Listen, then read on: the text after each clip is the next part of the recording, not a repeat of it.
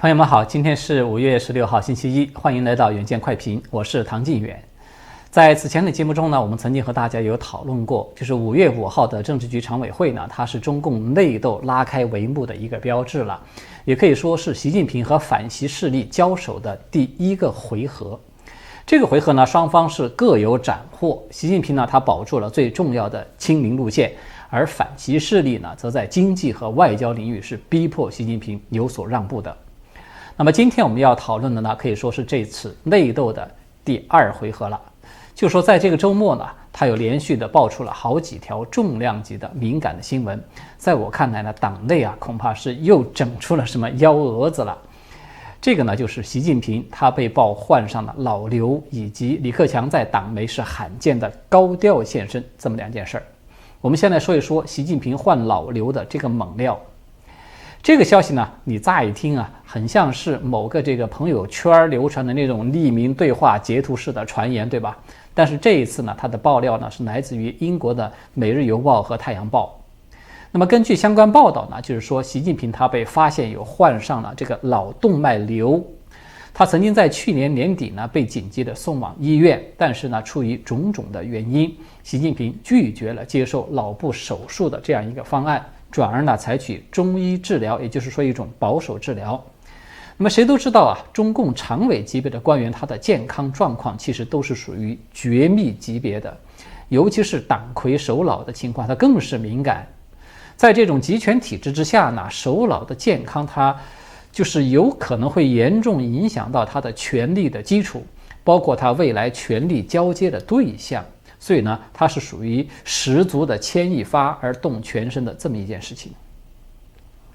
我们都知道这个脑动脉瘤呢，它因为病程隐匿，而且发病非常的突然，一旦它要是出现破裂致死致残的这种比率是极高的，因而呢，它被称之为是脑内的叫做不定时炸弹，是最危险的一种脑血管的疾病之一。那么这个疾病它的致死致残率有多高呢？一个葡萄干大小的动脉瘤，如果它破裂了，这个患者能够活过30天的机会只有1/2，而没有受到严重的脑损伤的生存的几率呢，只有1/4。而且这个病的麻烦还在于呢，如果说他要做手术的话，那么65岁以上的患者，当然也就包括习近平了，他们出现严重的手术并发症，其实包括死亡的这种概率呢，它是45岁以下的患者的4到5倍。所以呢，我们从医学的角度来看呢，习近平他采取一种保守的治疗的说法呢，它是比较符合这个治疗原则的。那么它也符合就是习近平在20大之前，他需要杜绝一切有可能带来重大变数的政治需要。然而在党内这种激斗的刀光剑影你来我往的时候呢，这样的一个消息它被报道出来，无论它是真还是假，对习近平来说它都是一次打击。当然了，这个消息它完全也有可能是假的。从这个习近平被夺权说他靠边站的这种传闻流出开始，我们看到反习势力呢就一直在对习近平展开一场信息战，就是不断的释放说他的权力已经被剥夺了，这个李克强获得了一个支持，已经在全面的主持工作等等这些信息。那么习近平有关他的健康问题呢，其实并不完全都是空穴来风。早在2019年的3月的时候那个时候习近平他是访问意大利期间就被这个视频有拍到，就是说他的步态异常，明显的这个左脚有点呈跛行。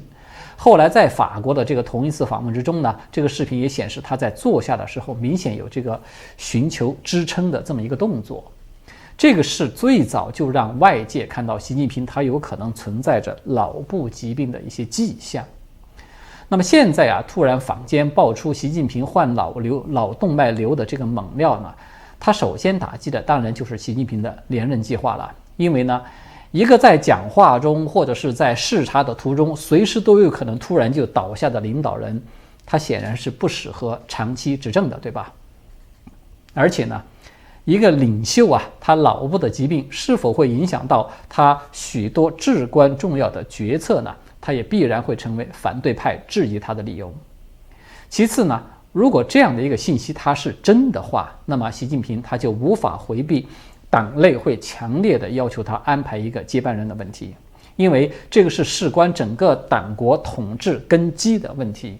甚至都不排除要求他在现任的这些常委之中要指定某一个人来作为紧急情况下的一种临时接班人的这种可能性。那么一旦这样的事情要是出现了，习近平他就将面临着更为棘手的局面，因为他的权力呢，首先一定是会受到不同程度的制约，而且呢，从理论上说，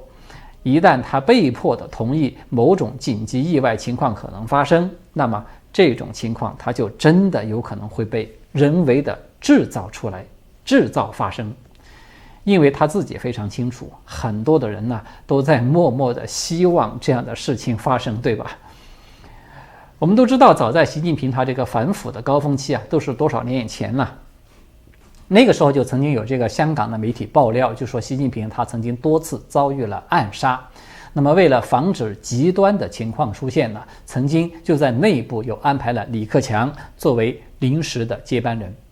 而我们现在看到了，就是无论是真假参半的这些所谓禅让的传闻，还是海内外的一些大媒体的正式的报道呢，它都显示出来，李克强的确是有了一种明显的地位上升的趋势。那么首先一个最引人注目的迹象呢，就是5月14号，也就是星期六了。人民日报、光明日报还有新华社等等这些一线党媒罕见的全文刊登了李克强在国务院第5次廉政工作会议上的讲话的全文。这个人民日报和光明日报呢，都把这个文章是放在了第2版，它占据了整个的版面。值得注意的是啊，这个讲话呢，它并不是李克强现在讲的，而是李克强在今年的4月25号，也就是半个月前的一个讲话了。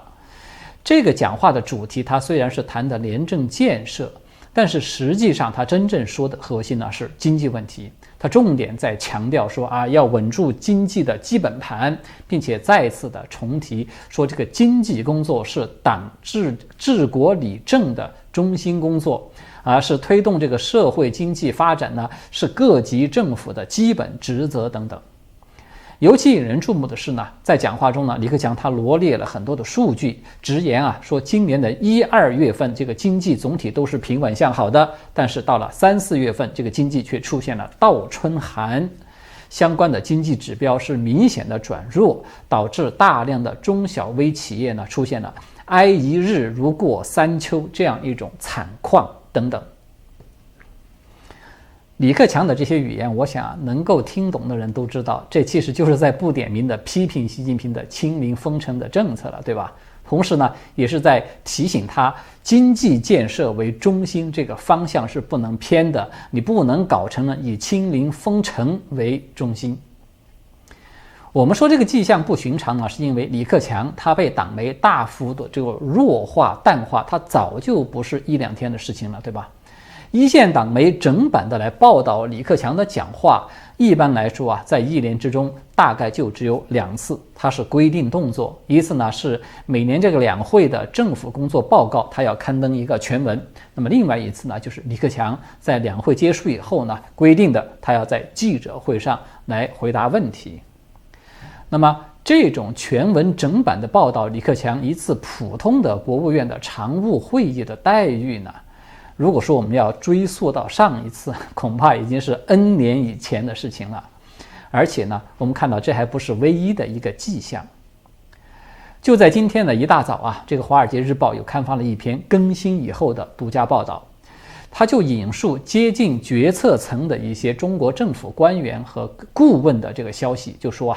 在这个大陆陷入到近年来最严重的经济困境之际呢，李克强正在发挥他的影响力，要力促习近平回调一些伤害经济成长的措施。那么这些措施呢，它包括放松了这个监管风暴，也放宽了对房地产开发商和购房者的贷款限制，还有就是尽量的促使封城地区的制造企业要复产复工。此外呢，这个报道他还提到说李克强还正在尝试物色自己的总理接班人选，在这个问题上要发挥他自己的影响力。那么李克强支持的候选人有2个，一个是胡春华，还有一个就是汪洋。而习近平所属意的这个下任总理呢，他是现任的这个上海书记李强。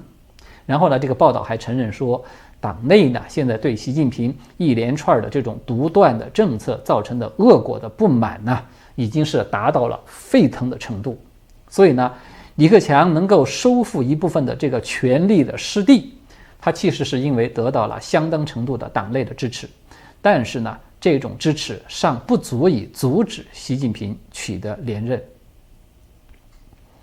也就是说呢，我们看到这篇报道它反映出来的问题是呢，就是反习势力当前争夺的一个焦点呢，它仍然主要是在于经济领域的话语权。这个呢，我们从这个胡雕盘啊，他最新的一篇文章这个动向似乎呢也是可以得到一些验证的。这个胡编呢，他在昨天，也就是5月15号，突然的又在个人微博上发文谈这个封城对经济的影响，声称啊，说这个4月的经济数据出现了腰斩这样的情况，令人倍感触目惊心啊。然后他就重复了这个中共的文宣系统一贯的那种既要又要还要，就是那种固定的句式。声称说他党妈呢现在正在探索这个动态清零针对 Omicron 的递进版，既要控制疫情又要维护经济发展，总之呢就是鱼和熊掌呢两者都要兼得。然后呢，这个胡编最后还来了这么一句话，说怎么可能让北京、上海这样的中心城市隔三差五、反反复复的搞风控呢？这个经济不要了，老百姓没收入就喝西北风了，怎么可能会允许那样的情况发生呢？等等等等。那么很显然，我们看到这个是胡编呢，从他开始质疑封城，然后又自删掉这个文章，到他后来力挺封城，再现在回到了这个既要又要的胡仲肯模式的。可以说是3度风摆杨柳了，对吧？虽然胡编这个摇摆的姿势呢摆得比较难看，但是呢可以算作是李克强有可能夺回了一部分经济决策权的第3个迹象。但是基本上呢，我觉得它也仅限于就是经济领域而已。此前我们就讨论过我们说观察习近平他的权威程度、他的权力牢固程度最过硬的风向标，其实就是看它的清零政策是否有本质的变化。此外呢，还有其他的这种倒车加速的政策呢，它是否有所纠正，也可以说是一些重要的参考。那么我们从这个角度来看由于上海封城的负面影响过大，习近平他虽然在一刀切封城的这个基础之上是稍有回缩和调整，但是这个清零的基调是并没有改变的，这个加速的趋势也并没有停止的。在这里面最具代表性的迹象之一，就是当局呢是一口气把今明2年预计要主办的大型体育赛事呢相继的都延期或者是放弃取消了。这其中呢，它包括了杭州的亚运会、成都的大运会，还有台球世锦赛都是给延期了。而东亚杯足球赛，还有汕头的亚青运动会，以及原定在明年6月才去举行的那个亚洲杯的足球赛，则全部都被取消了。这个当然它就显示出来，就是清零政策它将会成为一种常态化的要持久去执行的一个趋势了。与此同时呢，大陆这个卫健委的主任马晓伟嘛，他在这个《求是》杂志，大家注意是《求是》杂志上面刊文，他就声称说这个实践证明现有的加强版的这种防控措施呢，它能够实现动态清零的目标。因此呢，他就要求说，各省呢以地级市为单位，必须要建设或者是改造一定数量的永久性的方舱医院。同时呢，省会和1000万级人口以上的大城市呢，必须要建立就是步行15分钟之内就可以检测核酸的采样圈，而且呢，要规定是每周都要定期的检测，对重点人群呢还要加大检测的频率等等。也就是说呢，未来大陆的防疫呢，它很有可能是把整个城市这种全面封闭的一刀切，适当的做了一下调整，它就变成什么呢？变成局部地区小刀切，或者是先后轮流来切。这样的话，他认为就可以达到既管控了疫情，又不至于过大的影响到这个经济，也就是说鱼和熊掌呢都可以兼得了。这种模式它是不是真的能够让这种既要又要模式获得真正的生命力呢？我个人其实并不乐观了。至少在我看来，如果说这种一刀切是属于瞬间就让你高位截瘫的模式，那么这种15分钟常态化的检测风控模式呢，它只不过就是周期性的惊厥抽搐的模式，也就是老百姓熟知的那个羊癫疯的模式了。也许这二者你觉得在表面形式上看起来它是有点差异，但是它最终呢都只会让这个人呢达到一种神志不清、瘫倒在地的效果。所以说究竟哪种更糟，其实呢它没有啥实质性的区别。所谓的常态化防控模式，它只不过是一个稍微弱化分解版本的封城清零模式而已。习近平的清零政策呢，它正在受到越来越巨大的压力，这一点可以说是肯定的。在今天上午呢，上海市的这个副市长宗明，他在例行的疫情新闻发布会上就声明说，上海的下一步的防控工作呢，将以这个5月21号和5月31号为界限，就是把它分为3个阶段。先呢是要巩固这个清零攻坚的效果，然后呢再是逐步的解封，最后呢第3阶段就是从6月1号开始，要在全面实施这种疫情防控常态化管理的前提之下呢，恢复全市的正常的生产生活的秩序了。这个是我们看到上海自封城以来呀，官方首次给出了一个最为明确而肯定的解封的时间表。胡锡进的那个变调文章的出台，我们看到它显然是与此是配套而来的，对吧？也就是说呢，上海封城2个月，沉重的经济代价和民生代价呢，它迫使习近平不得不就坡下驴，他要考虑一个体面的收场啊。从经济上看呢，他是失去了一部分的主导权，但是呢，在政治上他保住了自己的权威。上海解封之日啊，这个清零模式它一定会被大肆渲染为是上海经历了这个实践检验之后的又一个的真理了。而且所谓的常态化防控模式呢，将会被视为这个真理的创造性的发展与延续等等。而在这背后所隐藏的真正的真相呢，其实是他不得不给这个李强来制造一份政绩出来，才好去争夺这个总理2号人物这么一个关键的位置。我们现在不是已经看到了吗？习近平的经济智囊就是清华大学的那个李稻葵这个教授，他已经出来发表高论了嘛。他说呀，这个清零抗疫是伟大的胜利，声称说是经过他的计算呢，清零路线是挽救了至少400万的中国人的生命，这就相当于是让全国每个人多增加了10天的寿命。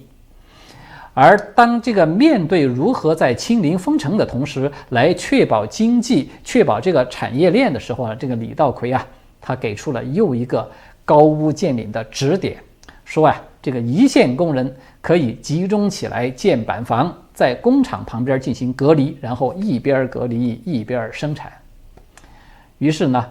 这个集中起来又抓封闭又抓生产一定能赢的方案在瞬间就走红了，就被网友们讽刺了，就说这是新时代特色社会主义的集中营的方案。所以大家都看到了，就是让李稻葵之流的这样的人出来发表如此脑残的言论，为这个清零模式进行辩护呢，他其实从另外一面反证了习近平当前这种孤立的困境。他不仅在国内呢遭遇了强烈的质疑，在国外啊，就是包括这个世卫总干事谭德赛嘛，也在对他背后捅刀子，说这个清零模式是不可持续的。现在我们看到，就连隔壁邻居那个金三胖，他也都在明里暗里的挤兑他呢。就在今天，这个朝中社呀，官方通报就承认说，从14号晚上到15号晚上，朝鲜啊，在1天之内的新增发热病例高达39.3万例，快40万了。迄今为止呢，朝鲜全国报告这种发烧病例已经共计是121.4万例了。那么朝鲜官方通报的这个数据呢，它引发了国际社会普遍的一个关注，因为这一点呢，与1个月前还一例都没有的这种情况，这种说法是反差太大了，对吧？朝鲜在此前是否有瞒报呢？这个问题我想并不重要，重要的是为什么三胖呢他会如此无视社会主义制度的优越性？他等于是自曝家丑一样，把如此严重的疫情数据给公布出来呢？这个是让很多人都感到困惑的地方。那么就我个人来看呢，金三胖这一步棋，他其实至少要比习近平下得高明。在上次我们和大家讨论过了，就说朝鲜啊，因为频频发射导弹嘛，它正在面临着美国新一轮的制裁。突然陷入这种疫情风暴、疫情泥潭呢，它客观上使得三胖又面临了一次重大的这个统治的危机。但是三胖呢，毕竟他是在巴黎喝过点这种洋墨水的，对吧？他选择高调的公布这个严重的疫情数据呢，他其实至少是有3重用意的。他的目的呢，也同样是想要化危为机。什么意思呢？首先啊，朝鲜的疫情如此的严重，你一个美国的制裁大棒，你无论如何你都不可能现在把它给砸下去了，对吧？这不就等于是无形的化解了吗？其次呢，公布的数据越严重，那么它越能够迅速的得到国际社会的援助。这个不仅是朝鲜急需的很多的物资啊，而且它还可以顺道的缓和一下与中韩等国的这个关系。第三一点呢，就是我们看到三胖他现在嘴上喊啊，说要学习中国，其实他只是给习近平留这么一点面子。他的实际行动上明显的是在走一条适度的风控的与病毒共存路线。这个在他关于那个非科学的恐怖比病毒更危险这样的一个表态中，我们就可以看出来，他其实啊是想要利用这个机会，让没有疫苗可打的朝鲜人迅速的获得天然的群体免疫。所以呢，朝鲜现在的高调卖惨，它其实呢是金三胖精心算计的一个结果。而且他在客观效果上呢，等于是接力这个谭书记，在背后又捅了习近平一刀了。所以在这种压力之下，习近平预防党内反攻，那就成为一种必然。就在昨天呢，新华社有刊发了中办，就是中央办公厅呢一份这个意见，叫做《关于加强新时代离退休干部党的建设工作的意见》。这个意见呢，他给党内所有的离退休老人可以说就直接戴上了紧箍咒了。根据这份意见呢，习近平给党内的元老们定下了5条规矩。什么规矩呢？它分别是：第一，不得妄议中央；第二，不得传播政治负面言论；第三，不得参与非法社会组织；第四，要听党话，跟党走；第五，严格限制出国。所以大家也看到了吧，元老他才是力挺李克强的真正的后盾，给元老们上了紧箍咒呢，他才是真正的给李克强釜底抽薪的一个计策。这场红墙争霸的戏码呢，我们其实还有的看。好的，今天呢我们就聊到这里了，谢谢各位的观看和收听，我们下次再见。